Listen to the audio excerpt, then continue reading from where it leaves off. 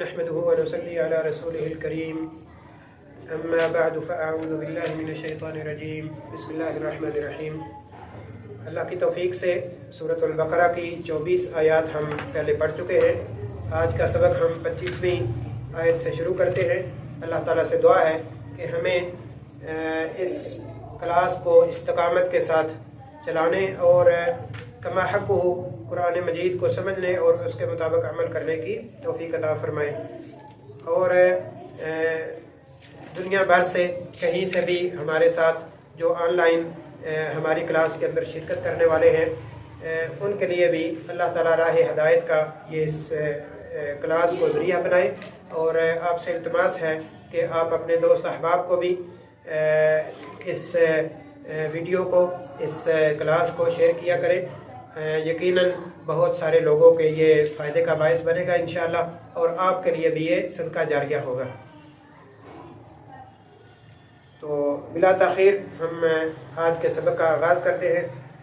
اعوذ باللہ من الشیطان الرجیم، اعوذ باللہ من الشیطان الرجیم، بسم اللہ الرحمن الرحیم، بسم اللہ الرحمن الرحیم، وبشر الذین آمنوا وبشر الذین آمنوا وعملوا الصالحات وعملوا الصالحات أن لهم جنات تجري أن لهم جنات تجري من تحتها الأنهار من تحتها الأنهار كلما رزقوا منها من ثمرة رزقا قالوا ایسے بیٹھے ہوئے ہیں، صحیح ہو کے بیٹھے ذرا، بس اپنے سبق پر انگلی رکھو۔ هذا الذي رزقنا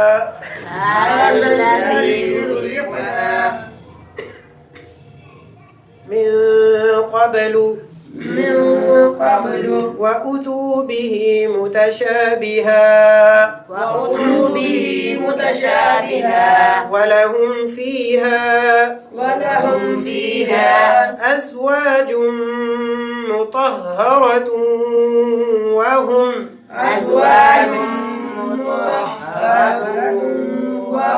فيها خالدون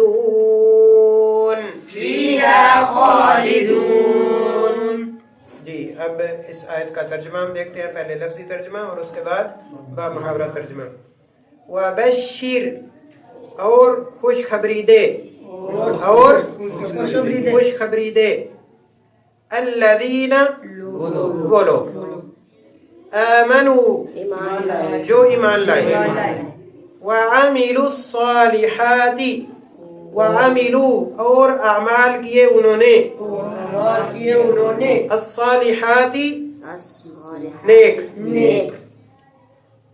ان بے شک، لہم واسطے ان کے، وہ لکم ہوتا ہے واسطے تمہارے، لہم واسطے ان کے، جنات باغات، جنات باغات، جنت باغ ہوتا ہے اور جنات باغات یعنی باغ کی جمع، تجری چلتی ہے، تجری چلتی ہے، من سے، تحتیہا نیچے اس کے، تحتیہا نیچے اس کے، تحتی نیچے، ہاں اس کے، الانہار نہریں، نہر جو ہے وہ ایک ہوتا ہے، اور الانہار یعنی نہر کی جمع، الانہار نہریں، کلما جب کبھی، کلما جب کبھی، رزقو وہ رزق دیے جاتے ہیں، یا اس کا یہ بھی کہہ سکتے ہیں وہ رزق دیے جائیں گے، منہا اس سے، من سے، ثمراتن समरातिन फल, ठीक है। समर की जगह हाँ, समर की जमा है समरात, ये असल में है, लेकिन समरातिन फल, रिज़्क़न रिज़्क़, शाबाश। क़ालू वो कहते हैं, या दूसरे कह सकते हैं कि वो कहेंगे, क्योंकि जन्नत का जिक्र है ना, तो अभी तो हम यही कहेंगे कि वो कहेंगे। तो असल इसका जो लफ्ज़ी तर्जुमा है क़ालू वो कहते हैं जी। हादा ये अल्लज़ी वो जो, अल्लज़ी वो जो, रुज़िक़ना रिज़्क़ दिए गए हम, रिज़्क़ दिए गए हम, मिन से, क़ब्लु पहले, व उतू और दिए जाएंगे, बिही साथ उसके, मुतशाबिहा मिलते जुलते, मुतशाबिहा मिलते जुलते, वलहुम और वास्ते उनके, फीहा बीच उसके, बीच उसके, अज़वाजुन बीवियां, अज़वाजुन बीवियां, मुतहहरतुन पाकीज़ा या पाक, अज़वाजुन मुतहहरतुन पाकीज़ा, वलहुम और वहुम और वो फीहा बीच उसके, खालिदून हमेशा रहेंगे, सिर्फ रहेंगे नहीं, खालिदून हमेशा रहेंगे जी। इसका अब्बा मुहावरा तर्जुमा देख लेते हैं।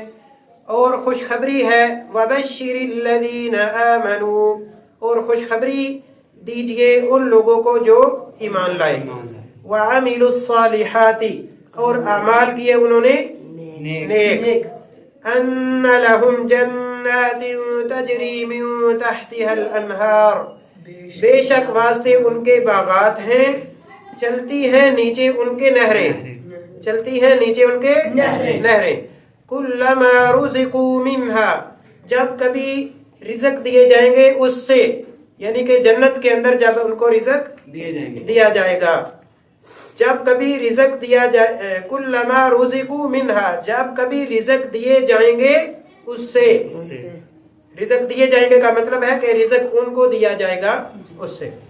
मिन समरातिर रिज़्क़ क़ालू, फलों से रिज़्क़, फलों से रिज़्क़, क़ालू कहेंगे, हाज़ल्लज़ी रुज़िक़ना मिन क़ब्लु, ये वो है जो रिज़्क़ दिए गए हम पहले इससे, जो रिज़्क़ दिए गए हम पहले उससे, व उतू बिही मुतशाबिहा और दिए जाएंगे साथ उसके मिलते जुलते, और दिए जाएंगे साथ उसके मिलते जुलते या मिलता जुलता।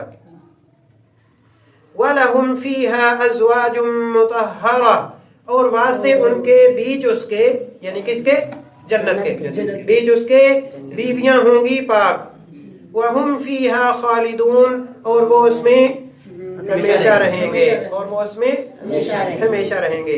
तो ये आज के सबक में अल्लाह ताला इस चीज़ की वजाहत फरमा रहे हैं कि जो लोग ईमान लाते हैं अल्लाह ताला पर, रसूलों पर, किताबों पर, फरिश्तों पर, आखिरत के दिन पर, अच्छी और बुरी तकदीर पर, जो इन सब चीज़ों पर ईमान लाते हैं, अल्लाह ताला फरमाते हैं उनके लिए खुशखबरी है, उनके लिए खुशखबरी है। किस चीज़ की?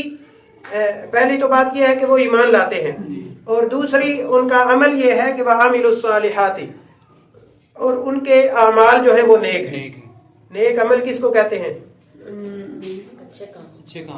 नेक अमल उसको कहते हैं जो काम अल्लाह ताला ने करने का हुक्म दिया है वो किया जाए, और जिस काम से अल्लाह ताला ने रोका है उससे रुक जाए, ठीक है।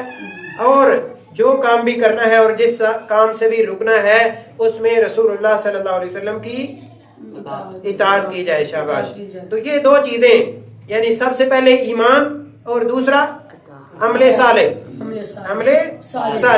दो चीजें जिसने कर ली उसके लिए अल्लाह ताला फरमाते हैं अन्ना लहुम जन्नातिन तजरी मिन तहतिहल अनहार, उनके लिए बागात हैं, उनके लिए बागात हैं।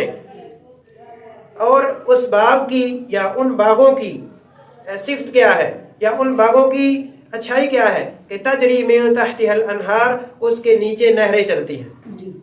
تو نہروں کے بارے میں حدیث میں موجود ہے کہ ان کے لیے دودھ سے بھی زیادہ سفید، دودھ سے بھی زیادہ سفید اور شہد سے بھی زیادہ میٹھی ان کے لیے نہریں ہوں گی، اور جہاں سے وہ چاہیں گے اس سے پیئیں گے۔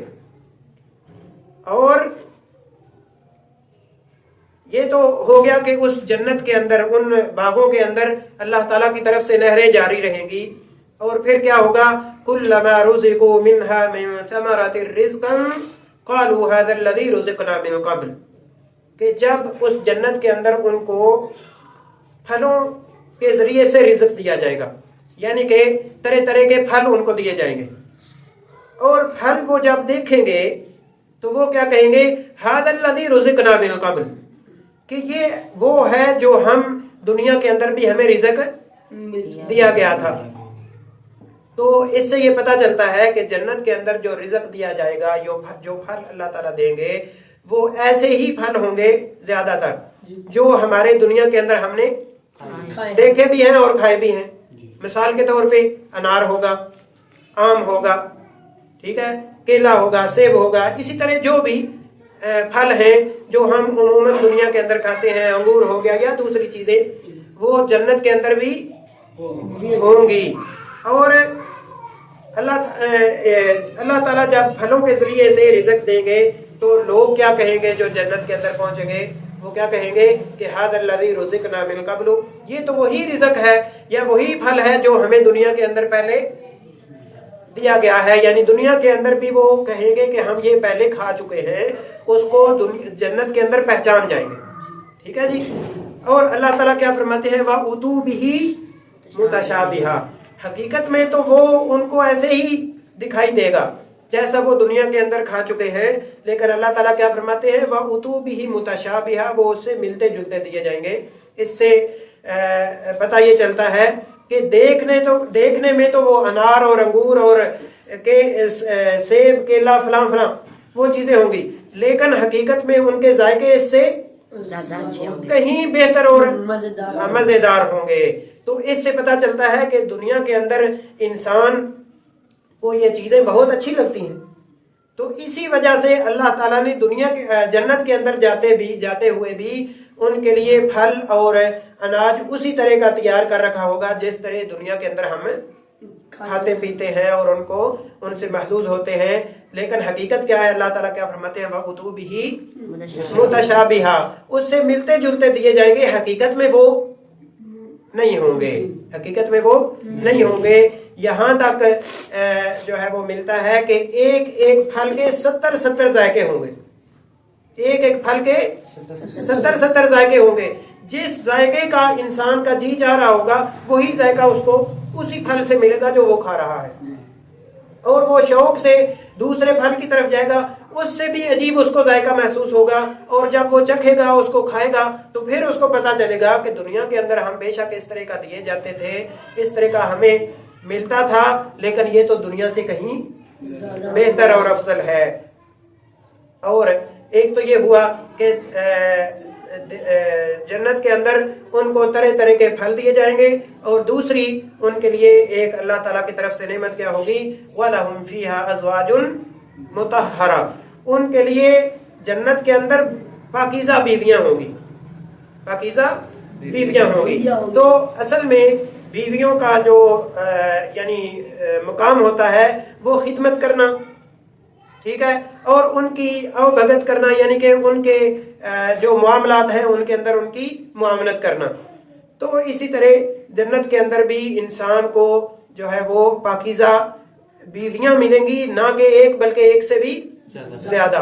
تو یہاں رک کے بعض لوگ جو ہے یا خواتین اس تعلق سے اعتراض کرتی ہیں کہ مردوں کے لیے تو بیویاں ہیں، لیکن عورتوں کے لیے کیا ہے؟ لیکن عورتوں کے لیے کیا ہے؟ تو حقیقت میں ہم جانتے ہیں کہ اسلام میں مرد کے لیے ایک سے زیادہ بیویاں رکھنے کی اجازت ہے۔ کتنی زیادہ ہو سکتی ہے؟ 4، ٹھیک ہے، زیادہ سے زیادہ 4 ہو، 3 ہو، 2 ہو یا 1 ہو، لیکن ایک سے زیادہ اجازت موجود ہے۔ لیکن کسی عورت کے لیے اجازت نہیں کہ وہ ایک سے زیادہ اس کا شوہر ہو، کسی عورت کے لیے یہ اجازت نہیں۔ تو اسی طرح یہ ام المومنین عائشہ رضی اللہ عنہا سے کسی عورت نے سوال کیا تو انہوں نے بھی یہی جواب دیا، اور آج کے مسلمان جن سے یہ سوال کیا جائے وہ بھی یہی جواب دیتے ہیں کہ دیکھیں مردوں کے لیے تو اللہ تعالیٰ نے واضح کر دیا کہ ان کو پاکیزہ بیویاں ملیں گی، لیکن عورتوں کے لیے اللہ تعالیٰ نے واضح نہیں کیا۔ تو اس سے یہ پتا چلتا ہے کہ عورتوں کے لیے اللہ تعالیٰ اس سے بھی زیادہ کوئی بہتر چیز دینا چاہتے ہیں جو کہ دنیا کے اندر ہمیں پتہ ہی نہیں، ہمیں اللہ تعالیٰ نے اس چیز سے جو ہے وہ یعنی خبر ہی نہیں دی۔ جیسا کہ ایک مثال دے کے اسی آیت میں ہم اس چیز کو سمجھ سکتے ہیں کہ جب ان کو پھل ملے گا نا جنت کے اندر تو وہ کیا کہیں گے کہ ہم تو اس سے دنیا کے اندر بھی فائدہ حاصل کر چکے ہیں، یعنی دنیا کے اندر بھی ہم کھا پی چکے ہیں یہ چیزیں، لیکن اللہ تعالیٰ کیا فرماتے ہیں وَأُتُوا بِهِ متشابہہ، حقیقت میں وہ دیکھنے میں وہ اس طرح کا ہی پھل ہوگا لیکن وہ اس کی حقیقت جو ہے وہ کچھ اور ہوگی۔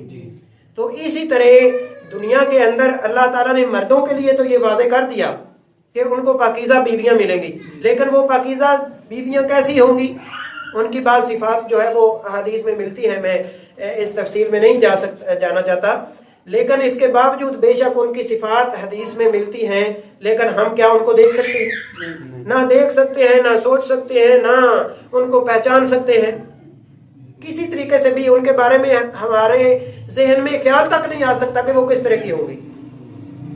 تو لیکن صرف ایک نشانی اللہ تعالیٰ نے جیسے پھلوں کی دے دی ایسے ہی بیویوں کی بھی دے دی، ٹھیک ہے۔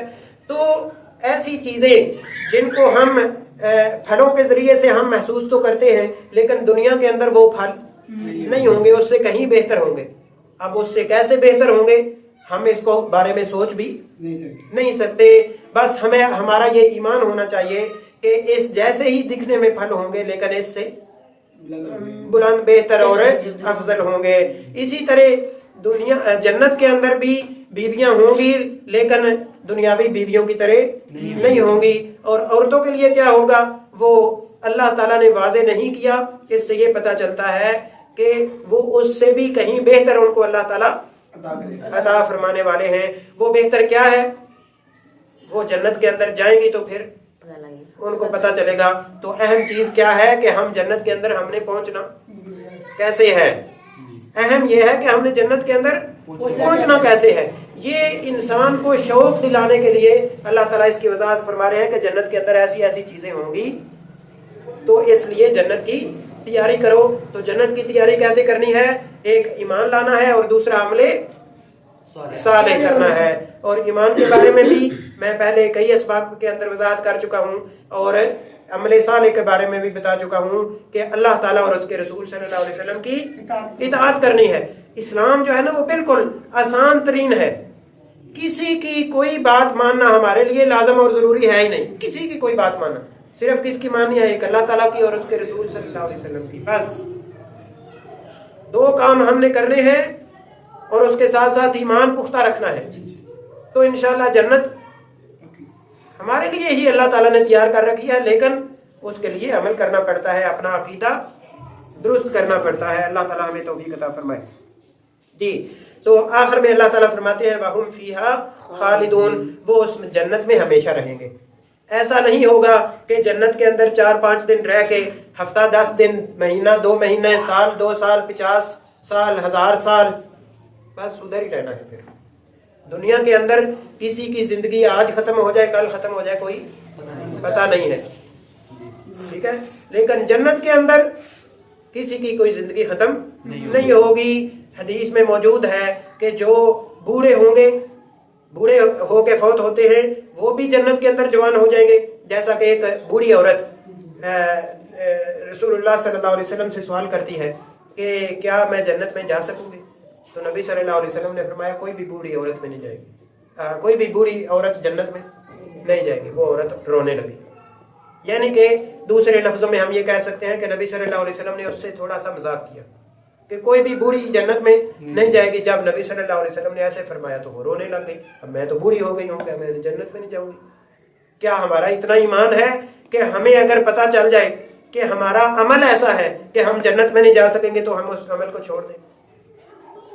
ہمارے اندر یہ ایمانی جذبہ ہونا چاہیے، اور یہ اگر ہمیں پتہ چل جائے کہ یہ عمل ہمیں جنت کے اندر لے کے جانے والا ہے تو ہم اس عمل کو چھوڑ دیں۔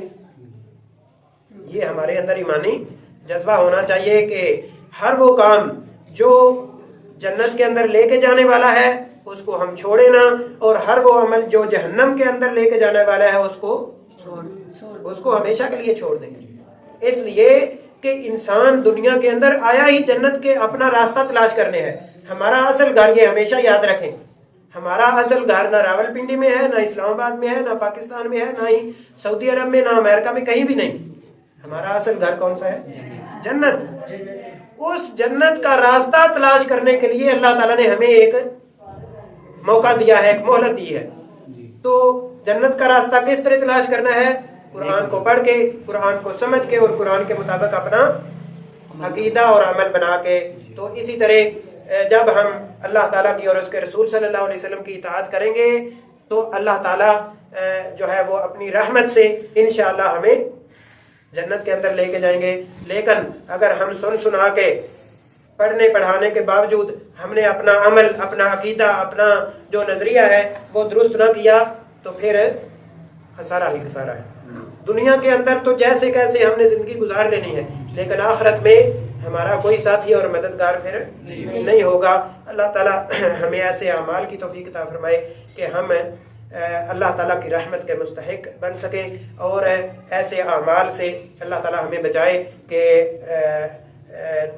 ہم اللہ تعالیٰ کی جو تیار کردہ جہنم ہے اس سے محفوظ رہ سکیں۔ آخر میں ایک چھوٹا سا واقعہ سنا کے میں اپنی بات کو ختم کرتا ہوں۔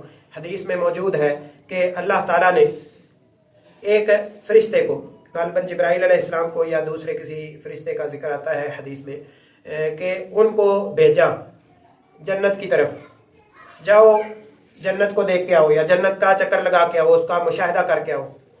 تو جب ان کو پتہ چلا کہ یہ اللہ تعالیٰ نے اپنے بندوں کے لیے تیار کر رکھی ہے تو مشاہدہ کر کے آئے واپس، تو اللہ تعالیٰ کو اپنا جو ہے نا وہ کیا کہتے ہیں، اپنا آئیڈیا یا اپنا مشاہدے کا نتیجہ پیش کرتے ہیں کہ جب جنت کو دیکھا تو اللہ تعالیٰ کو آ کے بتاتے ہیں کہ اے اللہ اتنی تیری خوبصورت جنت ہے کہ اس سے کون بچے گا، یا اس میں آنے کے لیے کون تیار نہیں ہوگا، ٹھیک ہے، یا کون ہے جس کا دل نہیں کرے گا میں اس میں آؤں، ٹھیک ہے، یعنی کوئی بدبخت ہی ہوگا جو اس میں نہ آئے۔ تو پھر اللہ تعالیٰ نے اس کو جو ہے وہ جہنم کی طرف بھیجا۔ تو جب جہنم کا مشاہدہ کیا تو آ کے اللہ تعالیٰ کو خبر دی کہ اے اللہ کون سا بدبخت ہے جو اس میں پہنچے گا، اس جنت کو چھوڑ کے کون ہے جو اس جہنم میں آئے گا، یعنی کوئی بھی اس میں آنے کے لیے تیار نہیں ہوگا۔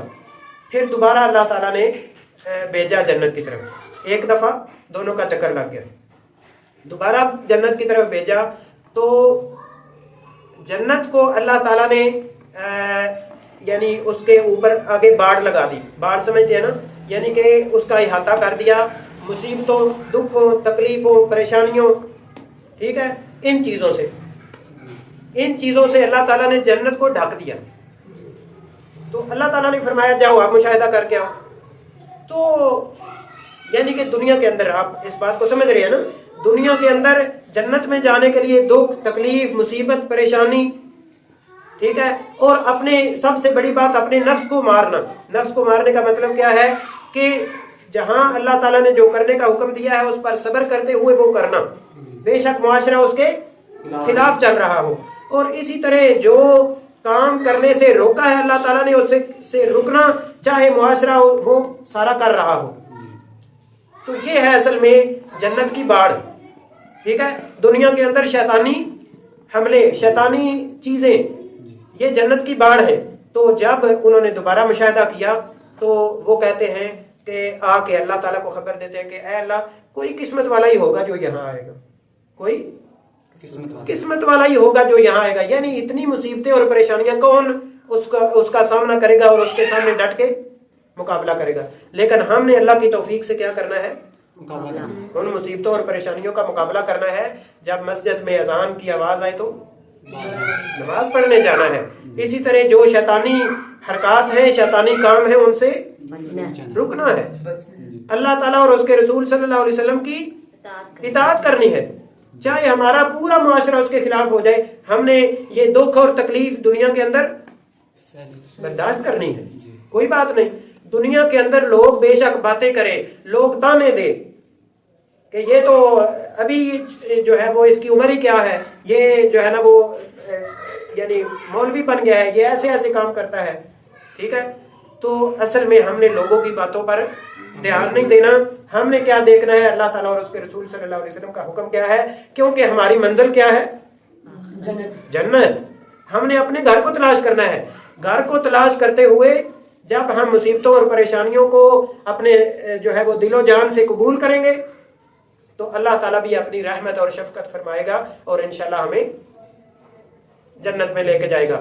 تو جب دوبارہ اللہ تعالیٰ نے جہنم کا چکر لگانے کے لیے دوبارہ بھیجا تو اس کو اللہ تعالیٰ نے مزین کر دیا شیطانی حرکات سے، جو بھی آپ کہہ لیں کہ اللہ تعالیٰ اور اس کے رسول صلی اللہ علیہ وسلم کی نافرمانی والی جتنی چیزیں ہیں ان سے اللہ تعالیٰ نے مزین کر دیا، اس کو، اس کی باڑ لگا دی۔ تو پھر جا کے جب مشاہدہ کیا تو واپس جا کے اللہ تعالیٰ کو خبر دی کہ اے اللہ، جبکہ اللہ تعالیٰ تو پہلے ہی جانتا ہے، یہ ہماری تعلیم کے لیے اللہ تعالیٰ نے یہ سارا معاملہ کیا۔ تو جنت کو جب جہنم کو ان سب چیزوں سے مزین کر دیا تو اللہ تعالیٰ کو آ کے خبر دی گئی کہ اے اللہ، کوئی قسمت والا ہی ہے جو اس سے بچ سکے گا، ٹھیک ہے۔ یعنی یہ شیطانی معاملات میں آپ گرنا شروع کروں تو آپ سب اس کو بہتر بخوبی جانتے ہیں، ٹھیک ہے۔ یہ سارے، اس سے یہ پتہ چلتا ہے کہ یہ ساری چیزیں جہنم کے اندر لے کے جانے والی ہیں، اور اللہ تعالیٰ اور اس کے رسول صلی اللہ علیہ وسلم کی اطاعت، چاہے اس میں مصیبت ہو، پریشانی ہو، ٹھنڈی کا موسم ہو، سردی کا موسم ہو، اس کے باوجود اللہ تعالیٰ کی اطاعت کرنا، مسجد میں جانا، نماز پڑھنا، باجماعت نماز کا اہتمام کرنا، یہ کیا ہے، وقتی طور پر مشکل لگتا ہے، لیکن جتنی مشکلات جھیل کے آپ اللہ تعالیٰ اور اس کے رسول صلی اللہ علیہ وسلم کی اطاعت کریں گے تو یہ حقیقت میں کیا ہے، جنت کا راستہ ہے۔ اور اسی طرح جو یعنی ایسی کوئی بھی شیطانی حرکت ہے جس سے اللہ تعالیٰ ناراض ہوتا ہے، اس کا ارتکاب کرنا وقتی طور پر تو انسان کا دل خوش ہوتا ہے، ٹھیک ہے، لیکن وہ انسان جہنم کا راستہ دیکھ رہا ہوتا ہے، جہنم کے راستے پر چل رہا ہوتا ہے، جنت کا راستہ اس سے کھو رہا ہوتا ہے، اس سے دور ہو رہا ہوتا ہے۔ تو یہ یعنی واقعہ اور یہ حدیث اس بات کی وضاحت کرتی ہے کہ ہمیں دنیا کے اندر دکھ اور تکلیف برداشت کرتے ہوئے ہمیں اپنے اصل گھر کی تلاش کرنی ہے، اور ایک مسلمان کا، مومن کا، موحد کا، اللہ کے بندے کا اصل گھر کون سا ہے، جنت۔ تو ہمیں دنیا کے اندر اللہ تعالیٰ نے اپنا راستہ تلاش کرنے کے لیے بھیجا ہے۔ اللہ تعالیٰ فرماتے ہیں اِنَّا هَدَيْنَا سورۃ الدہر کے اندر 29ویں پارے میں کہ اِنَّا هَدَيْنَاهُ السَّبِيلَ، ہم نے اپنے بندے کو سیدھے راستے کی ہدایت دے دی ہے۔ کس صورت میں؟ قرآن اور حدیث کی صورت میں۔ اب آگے انسان کی مرضی ہے، اما شاکرا و اما کفورا، کہ چاہے انسان اللہ تعالیٰ کی اطاعت کر کے اللہ کا شکر گزار بندہ بن جائے، یا اللہ تعالیٰ کی نافرمانی کر کے کافر بن جائے، ناشکرا بن جائے، اللہ تعالیٰ کا انکار کرنے والا، رسول اللہ صلی اللہ علیہ وسلم کی شریعت کا انکار کرنے والا بن جائے، یہ اس کی اپنی مرضی ہے۔ دنیا کے اندر ہمیں اللہ تعالیٰ نے عذاب چھوڑ دیا ہے، لیکن عذاب چھوڑنے کے ساتھ ساتھ پہلے اللہ تعالیٰ نے ہماری پیدائش سے بھی پہلے اللہ تعالیٰ نے یہ ہدایت کا انتظام کر دیا ہے۔ اب ہم ہدایت کو اپنے جو ہے وہ سینے سے لگاتے ہیں، اپنے جو ہے وہ اپنا راہبر اور رہنما بناتے ہیں قرآن اور حدیث کو، تو ہمارا راستہ الحمدللہ سیدھا ہے اور صاف ہے۔ اور اگر ہم قرآن اور حدیث کو چھوڑ کے دوسرے جتنے بھی راستے ہیں ان میں سے کسی کو بھی اختیار کرتے ہیں تو وہ سارے جہنم کے اندر لے کے جانے والے ہیں۔ باتوں سے ایک اور چھوٹی سی بات حدیث میں موجود ہے کہ رسول اللہ صلی اللہ علیہ وسلم، حدیث تو یہ لمبی ہے، اختصار کے ساتھ ذکر کر کے بات کو ختم کرتا ہوں، کہ نبی صلی اللہ علیہ وسلم نے ایک جنازے کے انتظار میں بیٹھے تھے، ایک جنازے کے انتظار میں بیٹھے تھے، تو ایک تنکا لے کے یا کوئی چیز لے کے زمین پر بیٹھے تو ایک لائن کھینچی، ایسے لائن کھینچ کے سیدھی بالکل، اور دائیں طرف بھی کچھ لائنیں کھینچی اور بائیں طرف بھی کچھ لائنیں کھینچی۔ ایک حدیث میں ہے دائیں طرف लाइनें खींची और बाएं तरफ, और एक हदीस में है दाएं तरफ 2 लाइनें और बाएं तरफ 2 लाइनें, 4 लाइनें खींची। ठीक है, तो सीधे रास्ते पर उंगली रख के नबी सल्लल्लाहु अलैहि वसल्लम ने, या इशारा करके या तिनका रख के नबी सल्लल्लाहु अलैहि वसल्लम ने फरमाया व अन्ना हादा सिराती मुस्तकीमन फत्तबिऊहु, कि ये मेरा रास्ता है, इसकी पैरवी करो। तो नबी सल्लल्लाहु अलैहि वसल्लम का रास्ता क्या है? कुरान और हदीस वाला, कुरान और सुन्नत वाला। ठीक है, और साथ ही फरमाया वला तत्तबिउस सुबुल, ये जो दाएं बाएं 4 रास्ते हैं या 4 से ज्यादा है, जितने भी हैं, वला तत्तबिउस सुबुल, ये जो ज्यादा रास्ते हैं इनकी पैरवी ना करो, फतफर्रक़ बिकुम अन सबीली, ये तुम्हें अल्लाह ताला का जो रास्ता है ना, जो सीधा रास्ता है, उससे आपको दूर कर देंगे। और साथ ही नबी सल्लल्लाहु अलैहि वसल्लम ने फरमाया ये सीधे रास्ते के अलावा जितने भी रास्ते हैं वो सारे शैतान के, उस रास्तों पर शैतान बैठा है जो आपको जहन्नम की तरफ बुला रहा है। बाज लोग इस हदीस से हमें ये पता चलता है, बाज लोग क्या कहते हैं कि कुरान और हदीस को फॉलो करते हुए हमें किसी और दूसरे तीसरे की भी बात मान लेनी चाहिए, किसी और की भी बात मान लेनी चाहिए। और वो कहते हैं कि सारे जो ये फिरके हैं, ये जो हमारे तरीके हैं, वो कुरान और हदीस से ही निकलते हैं। तो नबी सल्लल्लाहु अलैहि वसल्लम ने जो सीधी लाइन खींची उसके साथ ही दूसरी लाइनें खींची ना, उसके साथ ही दूसरी लाइनें खींची, और ये पता चलता है कि उसी लाइन से वो लाइनें निकल रही थी। तो जब उसी लाइन से दूसरी लाइनें निकल रही थी तो नबी सल्लल्लाहु अलैहि वसल्लम ने फरमाया कि इन लाइनों पर कौन बैठा हुआ है? शैतान बैठा हुआ है। तो हमने भी क्या करना है? हमने देखना है कि उन लाइनों का जो यानी तरीकेकार है, अगर कुरान और हदीस के मुताबिक है तो इसका मतलब है कि वो लाइन सही है, और अगर कुरान और हदीस वाला नहीं है तो इसका मतलब है कि हम गलत लाइन पर चल पड़े हैं। तो ये बात समझने से ताल्लुक रखती है कि असल चीज क्या है? कुरान और हदीस, कुरान और सुन्नत। जब हम कुरान और हदीस को फॉलो करेंगे, हम किसी से भी बात करें, किसी से भी सवाल करें और उसका जवाब हमें मिले तो हम उससे दलील तलब करें कि हाँ जी ये जो आपने बात की है ये कहाँ से की है।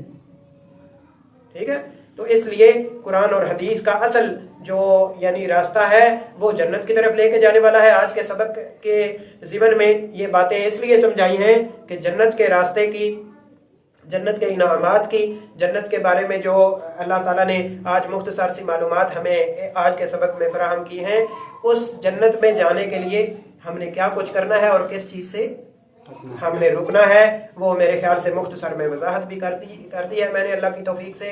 और मज़ीद कोई चीज़ें होंगी तो इंशाल्लाह आइंदा असबाक में हम उनके बारे में वजाहत अल्लाह की तौफीक से करते रहेंगे। और अल्लाह ताला हमें कुरान और सुन्नत पर अमल करने और आखिरी सांस तक इसी पर अमल पैरा होने की तौफीक अता फरमाए। व आखिर दावाना अनिल हम्दुलिल्लाहि रब्बिल आलमीन। अस्सलामु अलैकुम व रहमतुल्लाहि व बरकातुहू।